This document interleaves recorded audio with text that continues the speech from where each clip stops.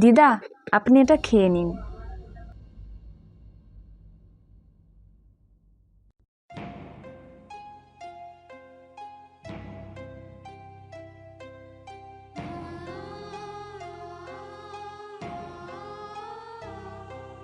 এই রূপা, তোর লাঞ্চটা তুই খেলি না, ওই ঠাম্মাটাকে দিয়ে দিলি।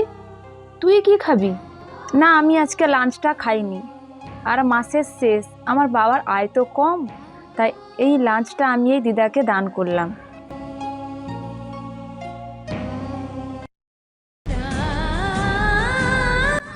নতুন জামা কিনতে পারি না, তাতে কি হয়েছে?